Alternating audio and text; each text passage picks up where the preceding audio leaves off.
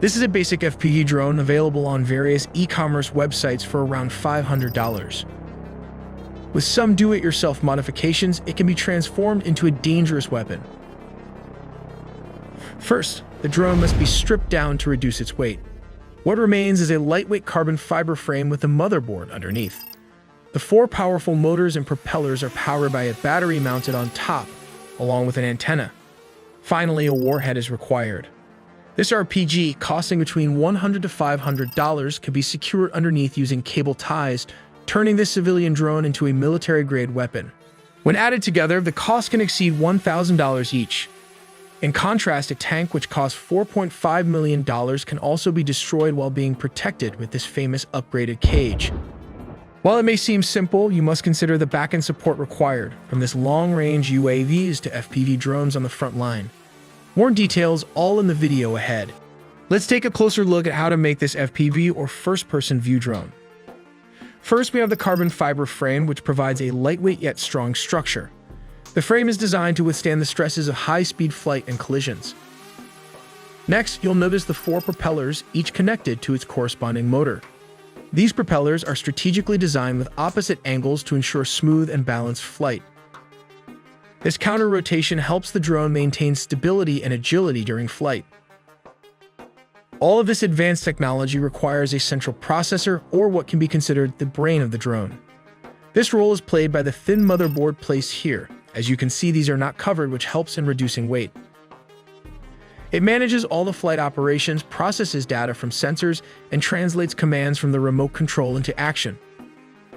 Moving to the back of the drone, we find the cables that connect the motherboard to the power supply, which is provided by the battery. The battery is one of the heaviest components of the drone due to its energy density. Depending on its size and capacity, the battery can power the drone for anywhere between 20 to 30 minutes. Next, let's move to the propellers and motors also need power and precise instructions to function correctly. They are connected through a series of cables located here. Both supply power and transmit control signals from the flight controller. These cables are exposed to minimize weight, ensuring the drone remains as light and efficient as possible. At the front of the drone, you'll find a camera that is connected to both the motherboard and the radio receiver, allowing it to transmit live video footage back to the pilot. This SEV enables the pilot to see exactly where the drone is flying in real time, providing crucial visual information for navigation and target acquisition.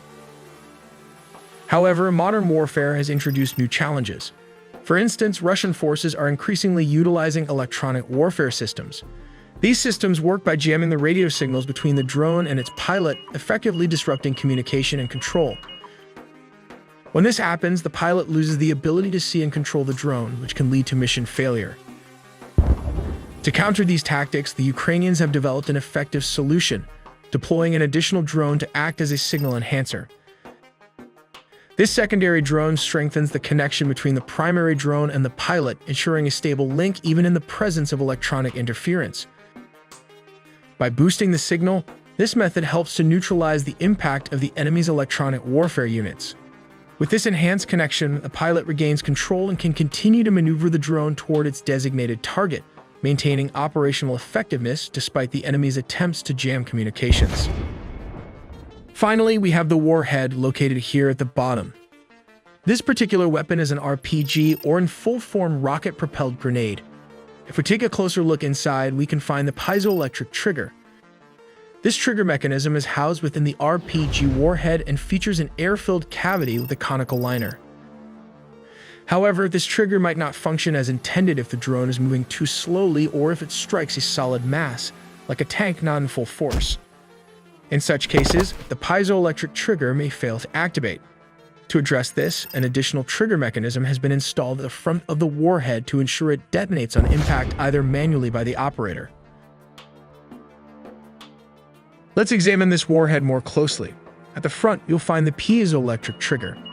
The piezoelectric trigger is a device that generates a voltage when subjected to deformation, exploiting the piezoelectric effect. Its purpose is to measure changes in pressure, acceleration, temperature, strain, or force by converting these changes into an electrical charge. Just behind it, there is an air-filled cavity and a conical liner. This explosive is intentionally inverted, and this configuration is designed to create a high-velocity jet of heat. This jet is meant to penetrate lightly armored vehicles or in some cases can even damage a main battle tank. Once the booster propels the rocket out of the tube, the fins on the rocket open up to stabilize its flight path for its intended target. Remember the warhead or grenade we talked about earlier? This is how it works. It first hits the piezoelectric trigger, which activates the detonator. The warhead, along with this conical liner, converges to create a jet of steel and heat ready to penetrate a steel armor plate or vehicle. The drone can also be equipped with different types of ammunition. One option is the shotgun effect, where the blast scatters shrapnel over a wide area, increasing the chances of hitting enemy soldiers. This mechanism can be manually triggered by the operator, allowing for greater control and creating a more significant impact on the battlefield. Not all drones are capable of destroying tanks, but there is a specific strategy we can explore to address this challenge. Tanks have several weak spots, with the most vulnerable being the top section or the hatch. This area has much thinner armor compared to the rest of the tank and can be easily penetrated. Another weak point is the engine section, also if struck from the top. Targeting this area can disable the tank on the battlefield, leaving it vulnerable to follow-up attacks by another FPV drone. However, what happens if the tank is equipped with a cage or has been upgraded with makeshift armor, like this do-it-yourself cage tank here? There is a solution to counter this. In such cases, 2 or 3 drones would be launched. The first drone is tasked with disabling or punching a hole through the cage, while the second accompanying drone can then strike and either damage or destroy the tank effectively. This seemingly simple, low-budget setup is more complicated than it appears at the back end. We are now at the front line. Here we see a Russian T-80 tank positioned right beside Russian trenches well dug for cover. Just 1 or 2 kilometers further back lies the Ukrainian trench.